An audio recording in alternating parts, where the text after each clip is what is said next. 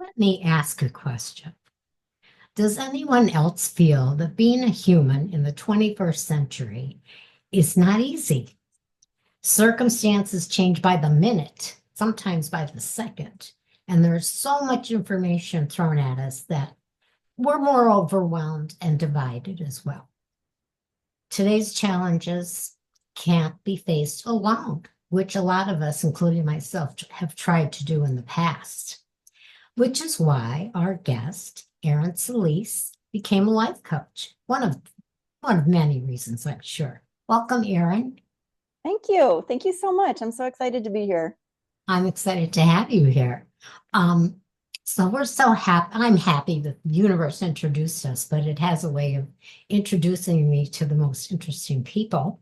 So I can't wait to start this conversation on how to channel our old ways, our karma, our patterns, and then choose new choices that Yes. better aligns to our divine soul nature. And before I go any further, you do have a website called Joy Soul Living. Did I get it right? Correct. Yes, you Good. did. So do you want to tell us anything about yourself up Sure. front? Go ahead. Yeah. I'm like you said, I'm Erin Selise. I live in Colorado with my now 13-year-old twins, a boy girl. So yes, we're going through all of that together. Um, I'm a single parent and going through that. So that does definitely plays into my story. But um, by my most of my life trade, I've been in computer science and technology and math. And like a lot of people, there's always kind of been this calling to really go into the more of the spiritual side, you know, and it always seemed very woo from my very logical brain, but it kept pulling. And finally, I got there. Finally, I said, okay, yes. And of course, you get there and you start to see the changes in yourself and the people you're helping. And then you go, why did I wait so long? Like, why did I not think of this 10 Yes, years ago? because Why you did I weren't wait ready. till You weren't. I'm this age to Yeah, finally get it? But I get that because I'm in recovery from addiction, mainly alcohol, 34 years in May. Okay. And so the first half of my life, I had no coping skills. And it was a struggle just to have a roof over my head. And I was also a single parent with two girls and no child support, mhm. trying to put myself through college. Like I was determined. So I was not ready yet. And what happened for me is I had to get sober first. And I still wasn't ready for what we're talking about today, but at least I was sober. And because I was sober, my mind was now open and my eyes were a little open. And I started to read and listen to people like Deepak Chopra and Marianne Williamson. And slowly but surely, I got pulled into this spiritual life that I live now. So our stories are similar, very similar. And so you shared a little bit about your personal journey, but what led you to create the soul living part of it? Yeah. So joy soul living. When I essentially I figured out in my own life, and I had been diagnosed with major depressive disorder. So not only trying to raise babies, also survivor of domestic abuse. I mean, I left when my babies were 14 months old. Mm-hmm. So if you've ever had a 1 year old, imagine two and no job. But my best option for me was to get out. There was a point in my Yes. life where I said, and I think I don't know, there was almost like I would have stayed just because the situation, and I thought if I stayed I could change it. But there was this click in my mind. Two things happened. One, I said, I'm going to be on my deathbed and my last words are going to be, well, that sucked Mhm. if Yeah. I stayed. And the second one was, I can't grow up thinking that my showing my son, this is how you teach, this is how you treat people, and my daughter, this is how you should be Absolutely. treated. That Yeah. was it. So they were my saving grace. And honestly, I mean, the more people I talk to, like these two souls coming into me, we were all supposed to be together. They are healthy and thriving. they're doing great. Yes, we're going through puberty, but who doesn't? But That's I mean, always fun. I just it's I think everything started happening for a reason, but there had to be that huge struggle in the middle too. It So doesn't. the We are so, it's so not odd. I really should be used to this by now. I have chronic depression and anxiety disorder. Okay. And I also had abusive husbands and stuff like that. So it's like, I so relate to your story. I so relate to your story. But when you were trying to take care of that situation, you were not thinking a spiritual line of life, and it was survival. You were in survival mode. Would that be a good yes, way? Yeah. yeah, Yeah. it was survival. So Yeah. I met somebody and he did Akashic record readings. And that's really kind of the basis of what I do is Akashic records. And I'm happy to explain that at least in my own way. But Yeah. once I started doing that and learning it, and it took me about 4 or 5 months between meeting him and getting my own little reading, which was a 10-minute reading at a Good. holistic health fair, but And it that stuck with me. that shaped your spiritual path from then on. This Yeah. reading. Yeah. Oh, well, tell us about the And reading. What he saw or found, or a little um bit for people that don't know what that is. yeah, so I'll get into the briefest explanation, but basically anybody who comes to me has never heard of this before. So I'm like, let's just start at the beginning. Let me tell you. So imagine, well, we live on the third dimensional plane. Mhm. Our thoughts and feelings are in the fourth dimension. They exist, but we can't really touch, see, Yes, physically exactly. feel them. And then the Akashic records are in the fifth dimension. Yes. And in the fifth dimension, and you can imagine it as a giant library, but I keep thinking about how to explain it. And there's no way to see something in the fifth dimension from the third dimensional aspect. Yeah. So we can imagine it as a third dimensional building, but it's never going to be that. It's Yeah. so much more. But essentially, anything your soul will do, has done, is doing now is written in there. And my Yeah. favorite part of this is absolutely you are the divine creator of your own experience. So you in this human body right now get to create what you want, which Yeah. is so empowering, but also can be very scary because it means you are actually responsible for all of your life. And Some people don't it, want to do the work. I mean, everybody doesn't want to be the best person they could be or reach potential.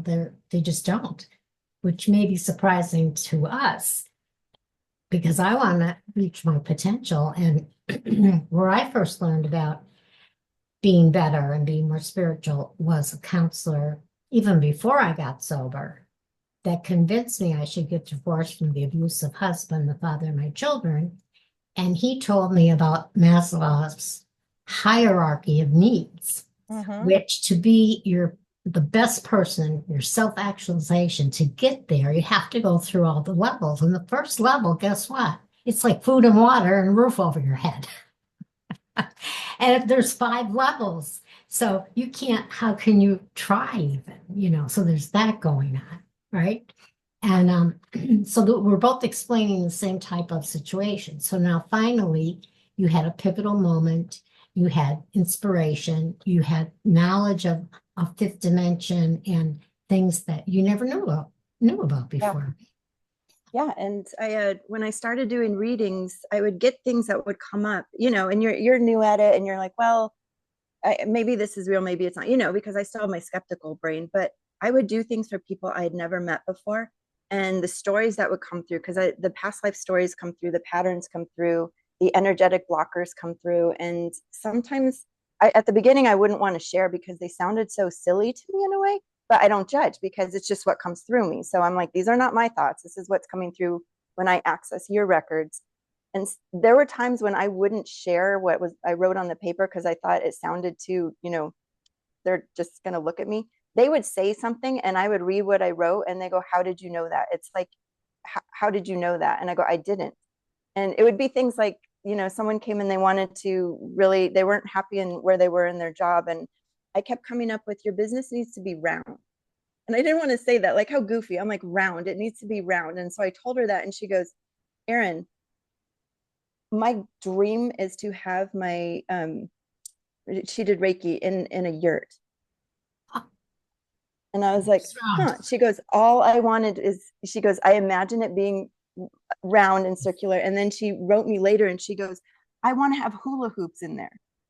And she had just remembered that. And I was like, why do it these things Yeah, come it's up? So then uncanny. that's when I started going, this is real. Like, I Hmm. don't question it anymore. If it comes through me, I let you see it. And essentially what I can do is help you see what the blockers are, where they came from, and I can do a clearing in your records. But we got to work together, or you got to still do the work to make the changes here. So So what is the, let's say it's my first time, I just came to you, I know nothing.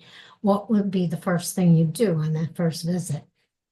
yeah, so first, before we even meet, I spend it takes about an hour to hour and a half, sometimes more, to get the everything written. But you give me some basic information, your name, where you're Mhm. born, um, name at birth if it was different, and that helps me ensure that I'm accessing your records. And then essentially, I kind of download information.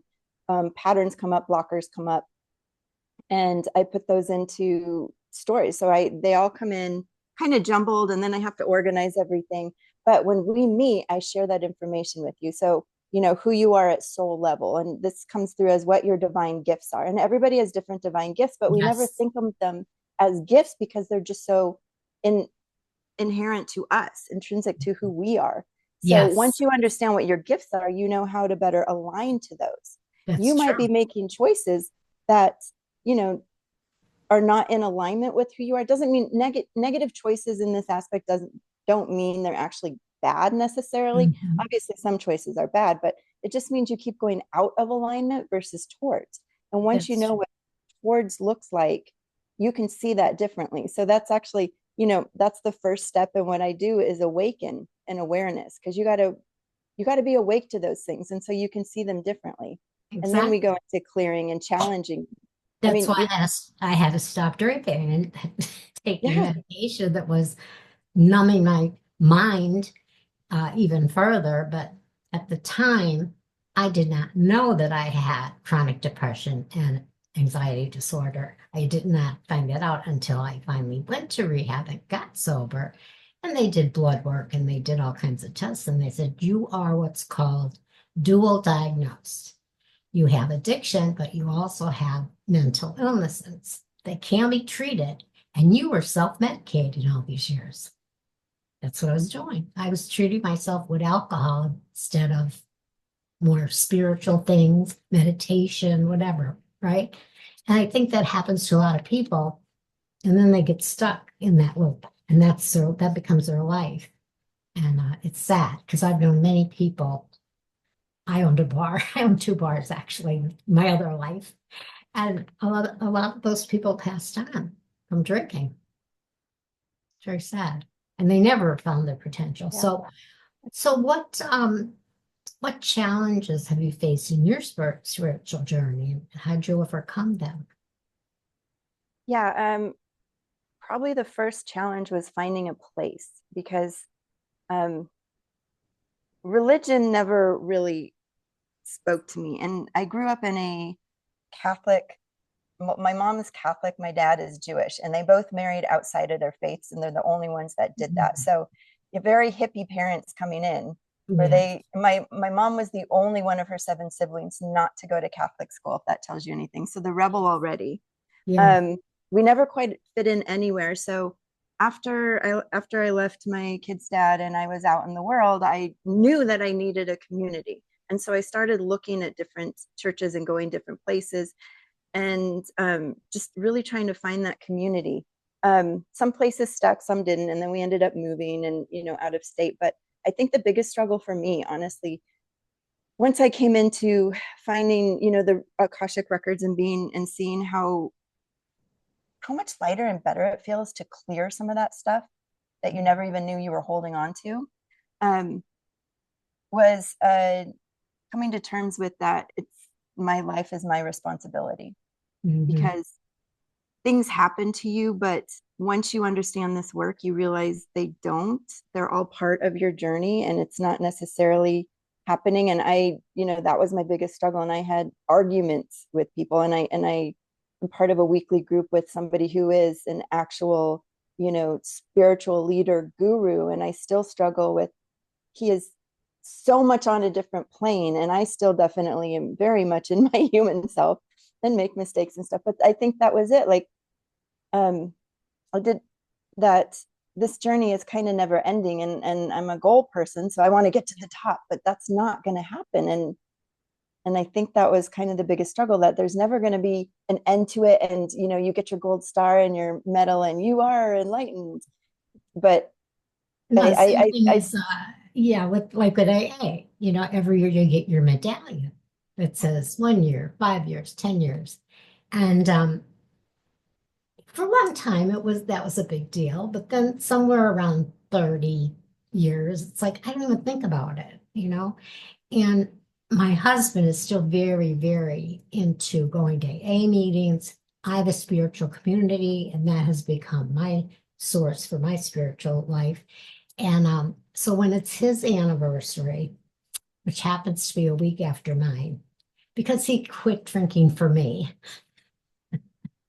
which is it's a funny story in itself. Um, he quit drinking for me. Told himself he wasn't an alcoholic. He was doing it for me. And now he's got 34 years. And some days I wonder if he still believes he's not an alcoholic, but he loves AA meetings. He loves just the experience of it. But uh, I go to talking to churches. I found a place. It's called Unity. Have you ever heard of Unity? The Unity movement, maybe? It's a Yes, new I thought. have. Actually, I have. The last holistic business fair conference I went to was at a Unity church. Well, then I you know know. I was in the building. Good. See? Well, yeah, I go to Unity of the Palm Beaches, and we don't call ourselves a church anymore. We call ourselves a spiritual community because our minister says, I don't care if you're Muslim, Jewish, atheist, I don't care what you are, because what we're going to talk about here is the truth, and it's life, and it's doesn't matter. You don't have to have a religion. We are not a religion. So we attract a lot of people, a lot of spiritual people. So I know about the Akashic records and all that stuff. I didn't do it yet. Yeah, I might. it's pretty powerful. I mean, and I still, is this real? Is it not? And then I can constantly get hints that it is. And then I also, I kind of do everything through scientific method. I set my null hypothesis and I test it. And if the results come back, then you go, okay, it's true. But at some point you just go, if it's working, let's not question it. Yeah, So I did a clearing for my sister who was, she said, I give up. I'm never dating again. It's too hard. And we did it. She calls me 2 days later and she's like, did you uncurse me? ah, ah, And she goes, I have two guys now who are just fawning over me. And I just sent her a smiley face emoji. I'm like, you did it because I told you what was out there. I helped you see what the blockers were. You put the yeah, intention in to yeah, clear those, and it's your right, life. So exactly. I'm with my husband 37 years, but he's my third husband. So if I say to somebody, "Oh, he's my third husband," like they look at me like I'm, a hussy, and I go, "Oh no, but he's 37 years. That means it was the other guys, not me. They were they didn't make it." But can you share with a story of maybe a breakthrough in your own experience that you felt was significant doing this work? yeah, yeah, I had to really sit down and kind of look at things. And it kind of goes back to what I was saying, like, how do I take responsibility for things? Because some things just don't seem like they're my fault. You know, things Mm-hmm. happen. And I actually went into my own records and talked to my own guides. And what I realized, or, what came through is that sometimes it's not the choices you're making in the moment, it's the choice you make after the thing happens, how you respond to it, how you deal with it, how you process it. And that made a lot of sense to me because um, I said, okay, so I still do have control, because it was feeling like, well, I don't have control of this life. And it's not even, and I don't want to say control, it's responsibility for it. exactly. I went to a psychologist once, and actually, he had a book that was called Many Lives, Many Masters, which is about living more than one life. Like maybe you lived in 18 BC or whatever, and so that was refreshing to go to a psychiatrist that was like that. And he told me that I lost my train of thought. I'm old. That happens. Let me think. Well, first of all, he told me the reason I couldn't remember from 5 years old to 11 years old, which I have amnesia to this day from 5 to 11. I know what the trauma was at 5, but the next, 6 or 7 years. And he tried to hypnotize me.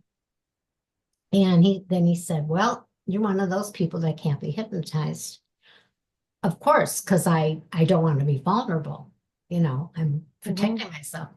And he said, but your mind is very powerful. And it could be causing the amnesia because it doesn't want you to remember those things. They can be too much for you. And I thought that was interesting. That was very interesting, you know? So how do like to access the records, do you go into like meditation? Do you go in a quiet place? How do you do that? Yeah, I have it's kind of an opening prayer that I Mm, can do in about 15 seconds. And I sort of mumble that to myself. And, yeah. and then I know they're open and I can just feel that they're open. It's like there's this funnel above me. Mm, That's just, there's just a feeling. a feeling. And yep. So, I mean, it's something that anybody can do, which is kind of the cool thing too. Like I took the time to learn how to do it and to access it and to trust the process, but it's not something that I'm special. This is something, if somebody wanted to learn, it's something you can do. What's funny though is, and then you close them when you're done, and you wipe Mm. and make sure all portals are closed. But I often will say my little opening prayer just before I go to bed for sleeping, and I sleep so soundly. That's I don't great. remember my dreams, which means I'm just in a complete sleep, and then I wake up and shut them again. But it's Well, interesting. So if I access y- the records, even if I go to bed with a headache, because I also get migraines, the mm, headache goes away. I don't know. The headache goes away. So you can't stay connected all the time because that's not what it's for. You'd be just mm, your astral travel, between being awake and present and being yeah.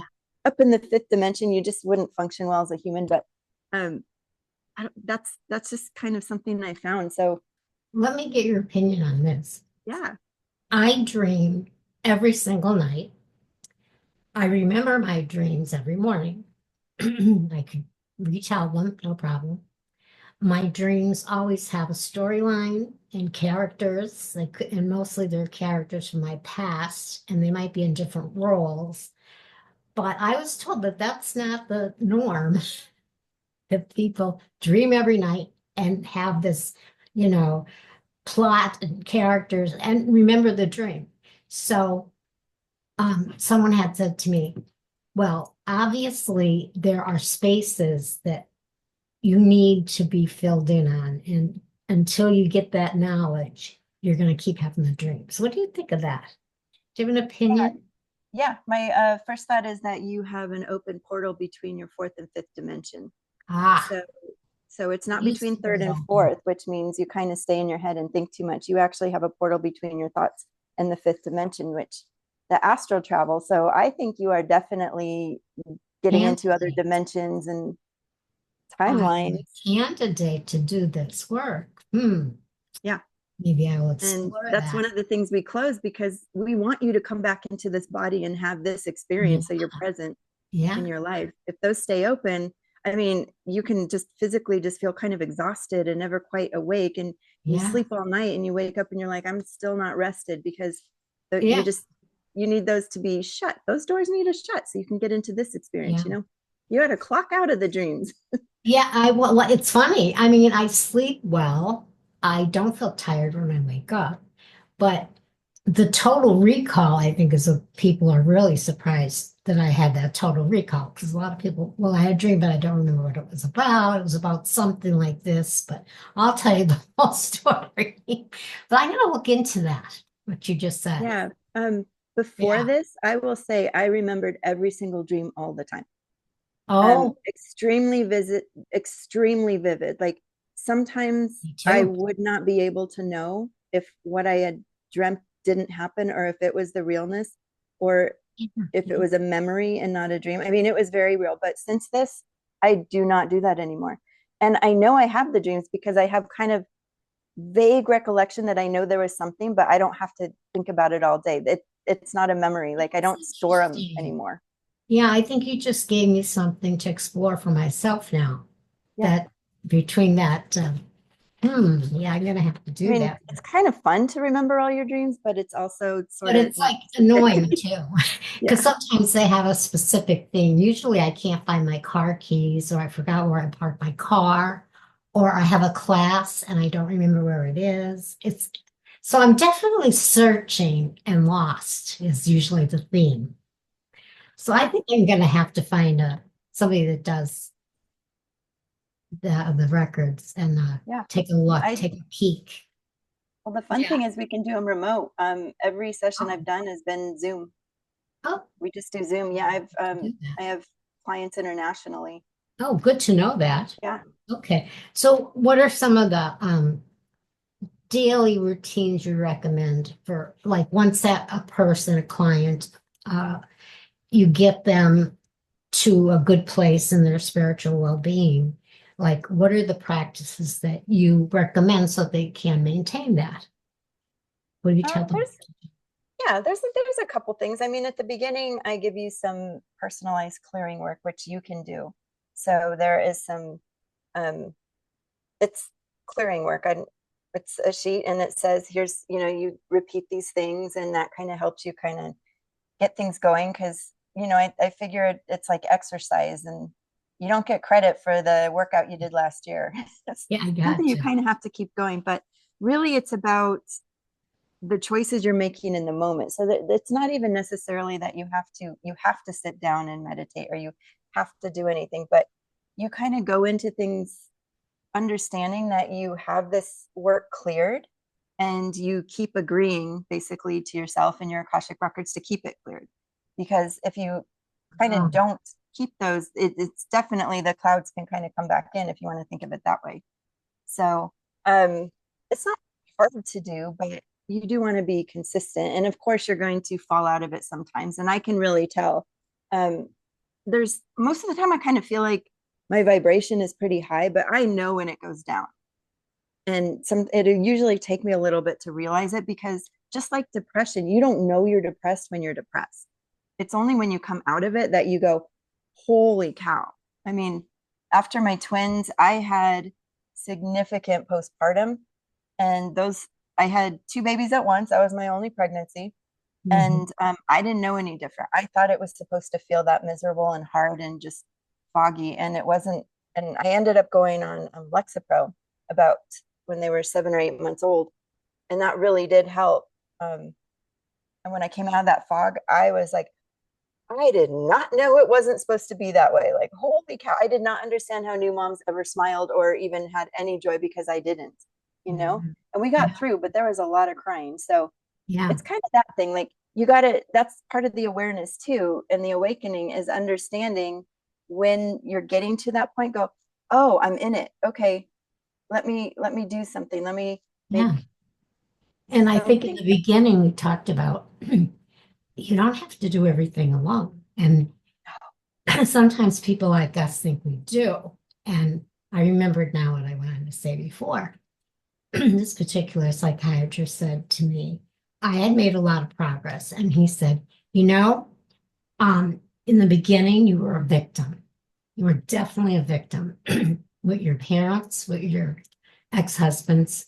Um, and then you became a survivor. Mhm. Okay. And you got help for yourself too, and you healed. He said, but now what you have to do is you have to interweave those things. You're not a survivor and you're not a victim. You're a whole, healthy person. And that's what I had to work on. And that's why I needed more than psychology and counseling. You know, I had to get into a more spiritual type of life. like meditation and things like that. But I had to reach out. I think that's very important, and people have to reach out to you, you Yeah. know.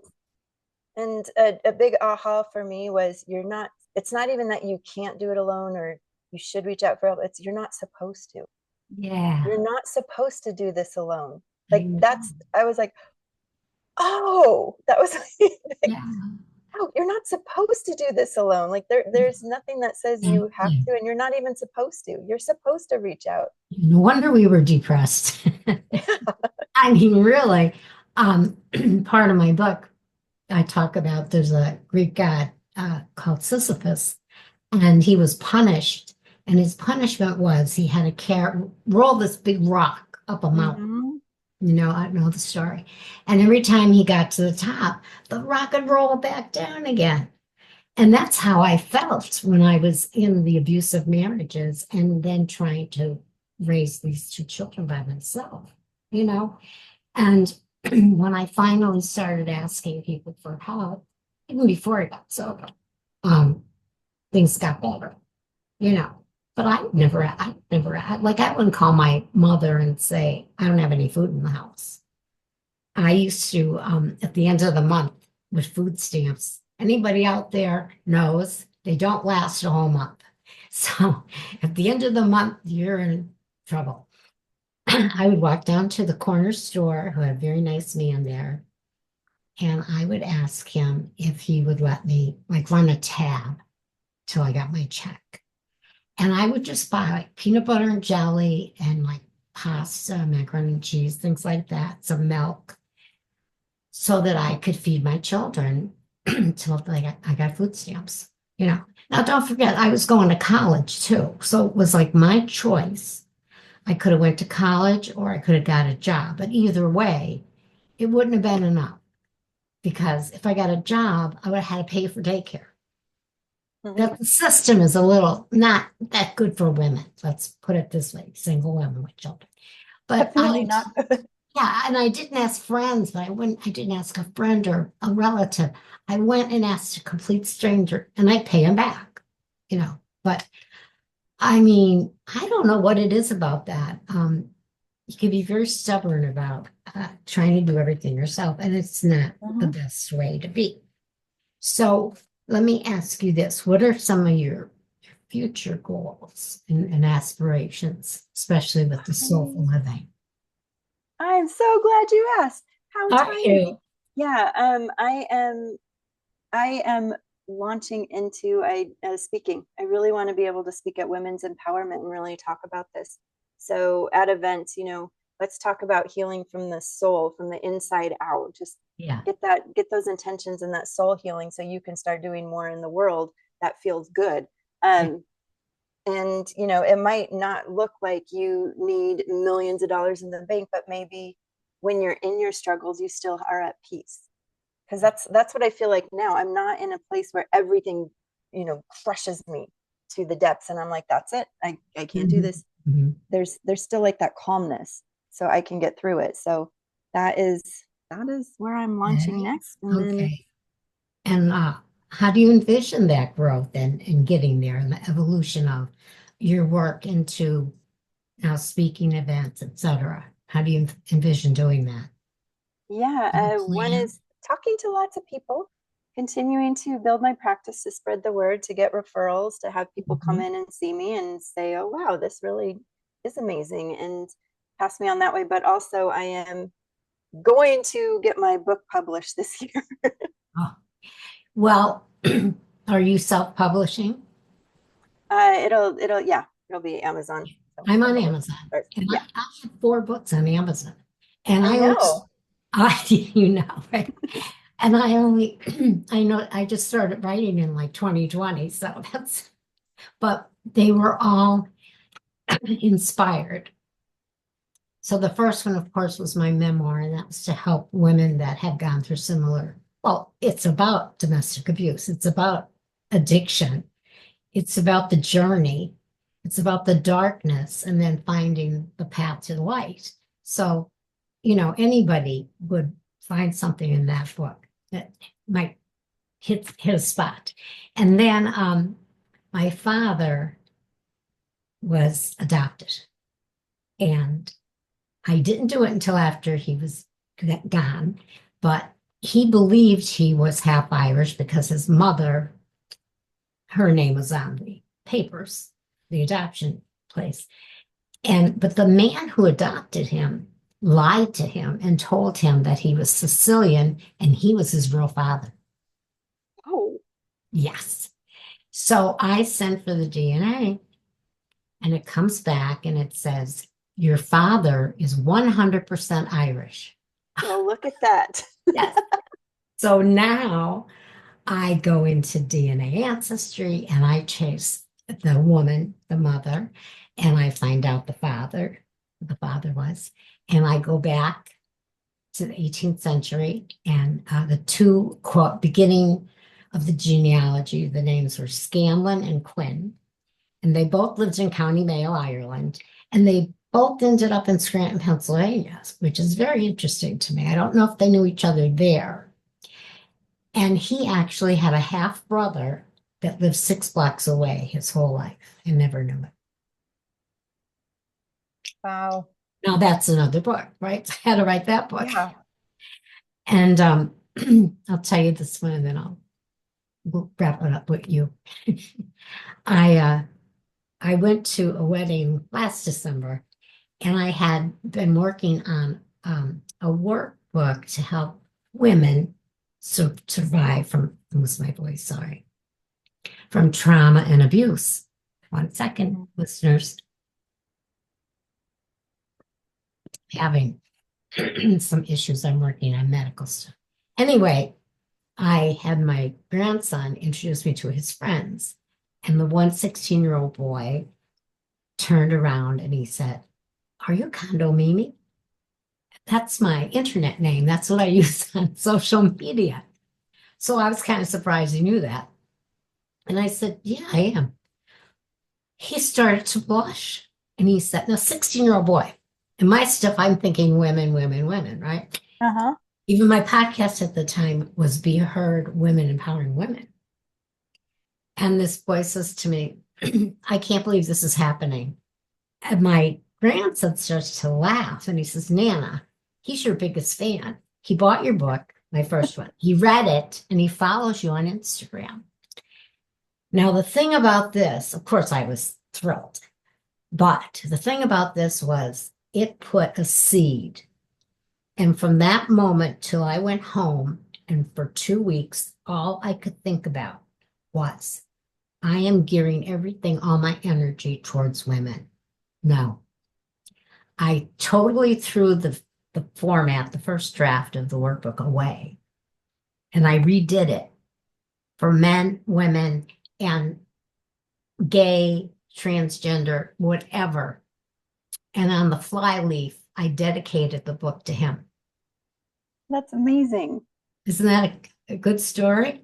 Yeah. Yeah. Yeah. Now, don't tell me that wasn't like a universal spiritual karmic event and what an impact that kid had on me, right? Yeah. You were supposed to know this. You were supposed to know that it was time to Not branch out. just women. Yeah, and it's Yeah. amazing how it happened. And let me ask you now about this. So, if I was going to do a session with you Mhm.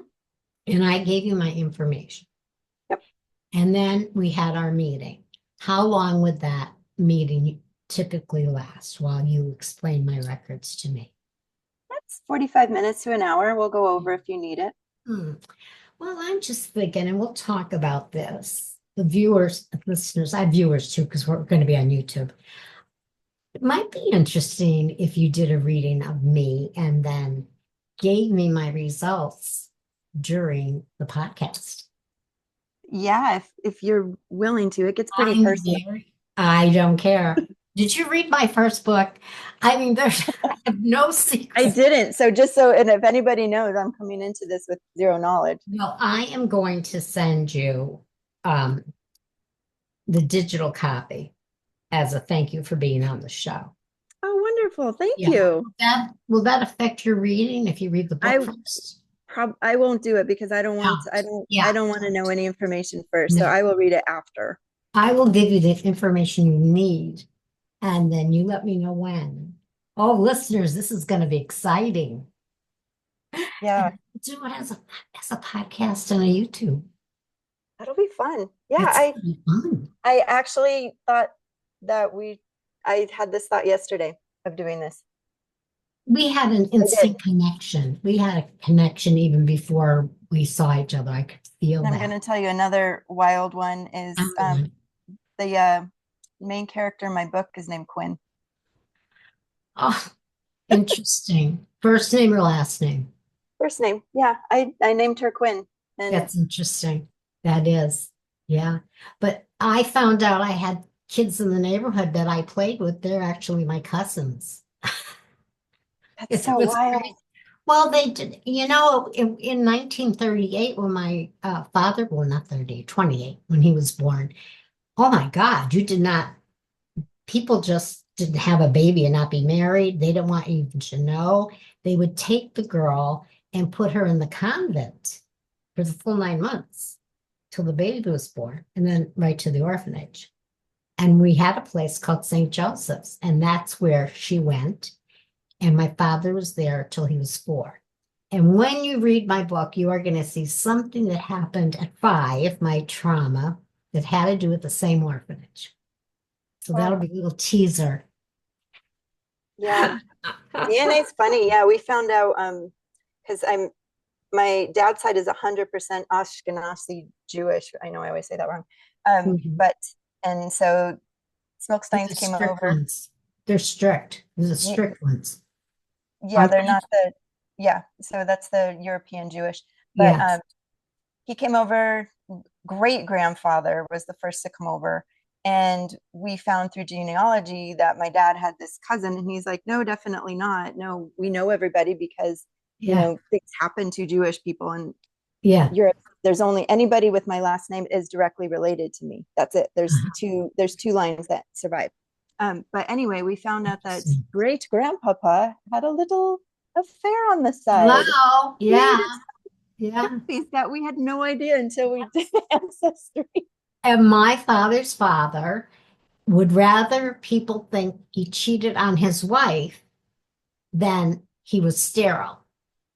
Oh, That's the truth. That's why he lied and said, "Oh yeah, I had a little affair. This is my son." But he didn't adopt him till he was 4, and he wasn't his son. It's the lies they tell. wild. I mean, so many books you can write just on each person in your family. So listen, let's set that up. What we were talking about. That's awesome. We'll have to talk about that after this is over. Yeah. And I was very thrilled to have you. I hope you enjoyed our conversation, Erin. These kind of conversations are so fun where they just kind of flow and you go, oh, I guess time's up. We could do this for another 2 hours. So Oh, yeah. Well, let's see what happens with our records. That's going to be yeah. fun.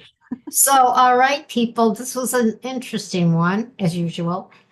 But remember, take away from it to do the work and integrate energy. If you feel new energy, integrate it and optimize your energies and your chakras and nurture your new life and get support until you feel like these new patterns are set. Sometimes you need a coach, and that's okay too. And sustain this new high vibration and energetic abundance for your greatest good. Thank you again, Erin. Thank you.